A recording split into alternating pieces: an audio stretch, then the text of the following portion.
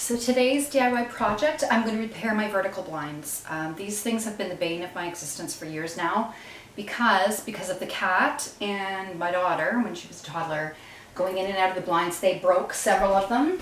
So I had a bunch of these where the top had snapped, so then you couldn't clip it in anymore. So I was taping it with duct tape, which frankly doesn't work very well because all of a sudden randomly it'll fall down and scare you to death. So I'm somebody that really likes to have my privacy at night, so I really like having the blinds closed, and having ones missing, it's just kind of not my favorite.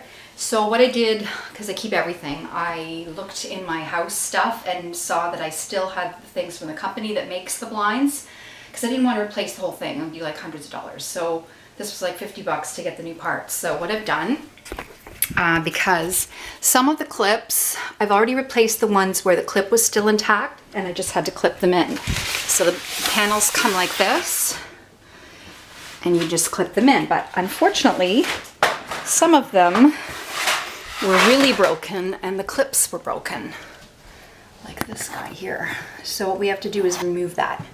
Now I've already gone ahead and did a couple of them to save some time. So those are the broken ones and these are the new ones. So whatever kind of blinds you have, if you can find anything that's got like the manufacturer name or something, then you can try to write to them or call them and see if you can get replacement parts, because then it's a lot cheaper than replacing all of your blinds.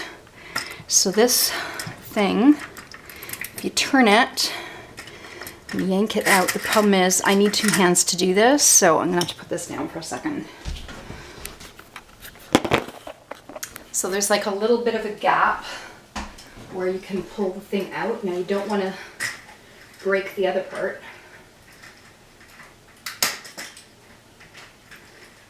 I just want to pull it out. So it comes out. So there's the broken one. And we're going to put a new one in.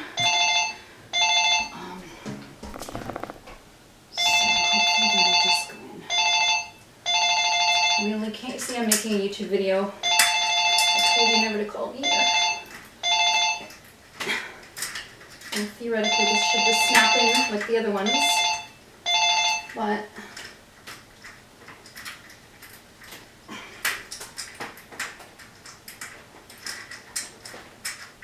how come when I'm not filming something it goes way better?